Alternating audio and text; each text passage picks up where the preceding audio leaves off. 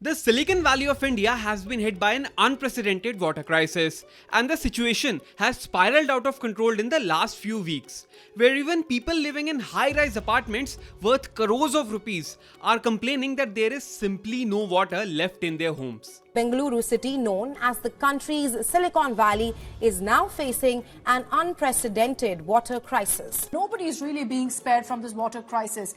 Those are images on your screens of water tankers being supplied to the Chief Minister's residence. Some techies working in MNCs have started leaving Bengaluru to go back to their hometowns, and others are urging the Chief Minister to in fact mandate work from home for companies in Karnataka. From just about 16 lakh in 1971, Bengaluru's population has soared to over 1.4 crore people by 2024, making it India's third most populous city. And this increase in population has come with a corresponding increase in the demand for natural resources, and that includes water. But the demand has far outweighed the supply in the city. Bengaluru currently needs 2600 million litres of water per day, but it is facing a shortage of 500 million litres every single day. That is a 20% deficit, or 1/5 of the overall requirement of the city. While 1450 million litres is being pumped from the Cauvery river, the other 650 million litres are being taken out from borewells.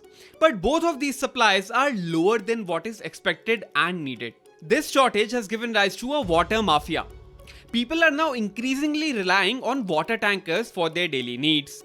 And capitalizing on this shortage, the suppliers of these tankers have now jacked up the prices. The Deputy CM of Karnataka, D.K. Shivkumar, himself admitted recently that a single water tanker that used to cost Rs 700 to 800 is now being sold at Rs 1500 to 1800. And the on-ground reality is even worse, with residents claiming to pay up to Rs 2500 for each water tanker. Eastern Bengaluru has been the worst hit area. It used to rely on water tankers even in normal days, and residents there are now spending up to Rs 10,000 every month on water tankers alone. And the most concerning part is the economic aspect. The government recently announced that it was spending Rs 556 crores to tackle this water crisis, and experts are expecting a significant dip in apartment rentals and investors. So the question is, why is Bengaluru, a city with one of the highest annual rainfalls in India, struggling with water shortage? Why is the government failing to provide water to its citizens even after investing hundreds of crores? And what is the solution to this seemingly endless water crisis in the IT hub of the country? To find out the answers, let's try to understand what is causing this problem in the first place. The water supply to Bengaluru is fulfilled by two sources. Roughly 50% is provided by the Cauvery river, and the rest by groundwater through borewells. But the distribution is not even throughout Bengaluru. Cauvery drinking water is mostly supplied by pipelines to the older, central areas of Bengaluru only. So the outer areas rely exclusively on groundwater and water tankers. Now let's understand the intricacies and problems with each of these sources individually, starting with the Cauvery river. The Cauvery river is one of the largest rivers in India, running for about 800 kilometers from Karnataka to Tamil Nadu. It is the primary source of water for both Karnataka as well as Tamil Nadu, and therefore its water distribution has been an extremely controversial topic of contention between the two states. War is only escalating between Tamil Nadu and Karnataka over Cauvery water river. The Cauvery water dispute between Karnataka and Tamil Nadu has once again heated up. Another statewide protest, Karnataka Bandh, was called. This intense battle is being waged for the waters of the river Cauvery, the focal point of a long-standing water dispute that dates back to over 150 years. Let's understand the point of contention between Tamil Nadu and Karnataka. The Cauvery river originates in the Western Ghats, but it is fundamentally different than rivers like Ganga. Ganga originates in the Himalayas and is fed by glaciers, which means that giant glaciers are always there feeding water to the river.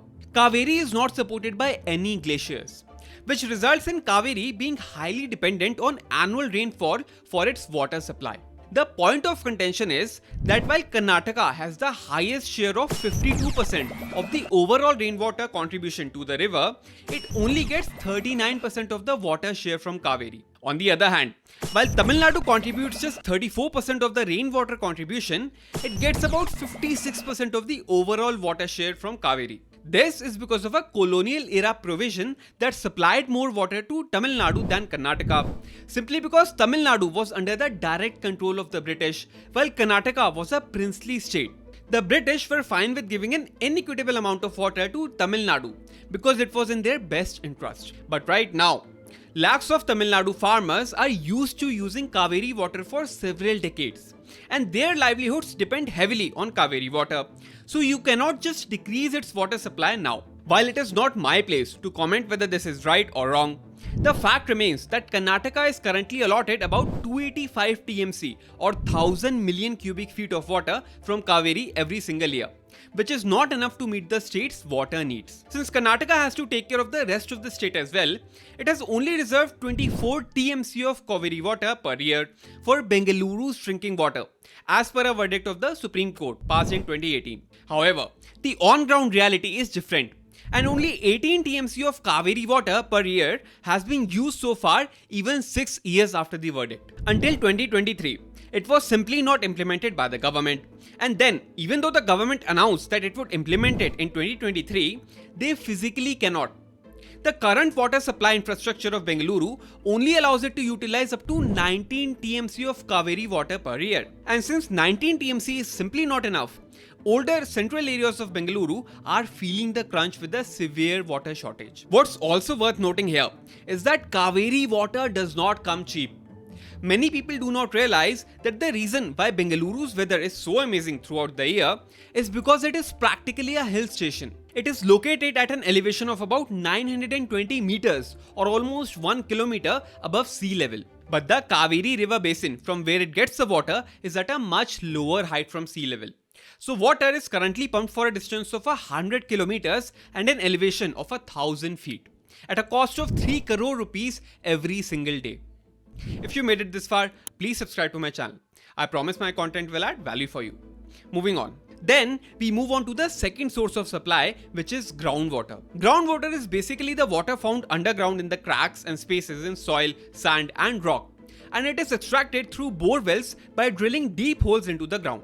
As I said earlier, all of the places in Bengaluru that are not covered by the Cauvery river water supply meet their needs through this groundwater. But the rapid expansion of Bengaluru has resulted in a severe overexploitation of groundwater tables. City authorities say that out of the 13,900 bore wells drilled in the city, almost 6,900 have either dried out right now or are on the verge of drying out, including the one at the home of Deputy CM D.K. Shivkumar. There are areas in Bengaluru where you cannot find water even after going 1800 feet deep into the ground. That is almost half a kilometer. In comparison, you are unlikely to go deeper than 30 to 60 meters without finding water in Delhi. And this is because drilling has been allowed to grow unchecked in Bengaluru for several decades now. While BWSSB, the government body that manages water and wells in Bengaluru, has banned drilling of bore wells in some areas, the ban is not implemented properly, so the illegal drilling continues. While most bore wells in Bengaluru only had to go about 100 to 150 meters deep before 2000, this depth increased to 250 meters by 2010. And after 2010, a majority of bore wells are unable to find water without going more than 300 meters deep. So now, the question is, why is the groundwater level depleting so rapidly all across Bengaluru? Well, one reason is definitely the exponential growth in demand. The population has exploded in Bengaluru in the last 2 decades. And more people simply means more water being extracted from the ground. But that demand is not the only culprit. See, under normal circumstances, the groundwater gets replenished during the rainy season. The rainfall seeps through the soil and goes back into the ground, so that the water that is used throughout the year is replenished during the rain. However, the rapid population increase in Bengaluru has been accompanied by rapid concretization of the city as well. What that means is that more and more areas of Bengaluru are being replaced by road or concrete, which are materials through which the water cannot seep into the ground. According to studies at the Indian Institute of Science, over the last 40 years, the city has lost 79% of water bodies and 88% of green cover, while areas covered by concrete have increased by 11 times. And this loss in the area covered by water bodies is perhaps the most disappointing aspect of this problem. This is the Sri Kantivara Stadium in the heart of Bengaluru. But sadly, it was built by draining out the Sampangi lake, which was created by Kempegowda II in the Vijayanagar dynasty. Bengaluru once used to be called the City of Lakes, with more than 1400 water bodies in the 1800s. And some of these lakes even date back to the 8th century. But as of today, only 193 of these water bodies remain in this city. Not only did these lakes act as a temporary water reservoir, but they also used to help with maintaining the groundwater levels around them. Water deposited during rain can slowly seep into the ground through these lakes. But similar to the groundwater tables, lakes have also been neglected in Bengaluru. The Hindu estimates that 1000 million litres of sewage are released into these lakes every single day, and 90% of lakes are fed with untreated sewage or industrial effluents. And another problem is the encroachment and construction on these lakes. 98% of lakes are encroached upon. So the result of neglecting the groundwater and open water bodies is that estimates say that Bengaluru draws roughly 1400 million litres of groundwater every single day.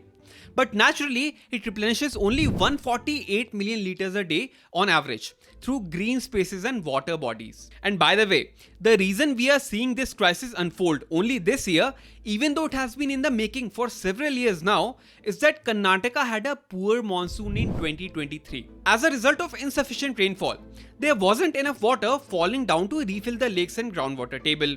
But that is not really a valid excuse. Poor monsoons are much more common than you would think. Karnataka was not the only state with below normal rainfall last year. Kerala had a 34% deficit, and Bihar, Jharkhand and Uttar Pradesh had almost 25% each.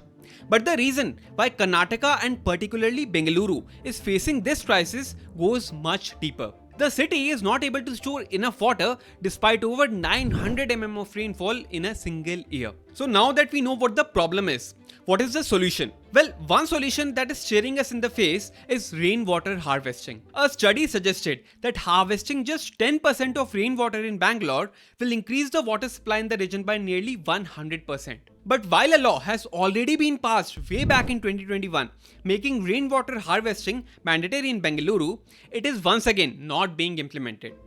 About 90% households in Bengaluru let rainwater go down the drain.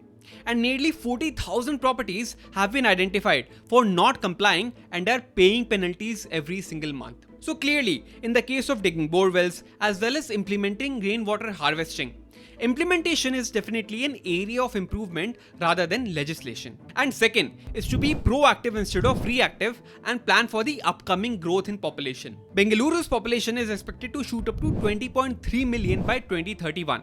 Which would once again throw the supply and demand gap for water off the balance. So the infrastructure that needs to be built today has to be built keeping in mind that there would be another 60 lakh people coming to the city within the next 7 years. Let me know in the comments what you think is the solution to this problem. If you made it this far, subscribe here and follow me on LinkedIn. The link is in the description below. Until I see you in the next video, goodbye.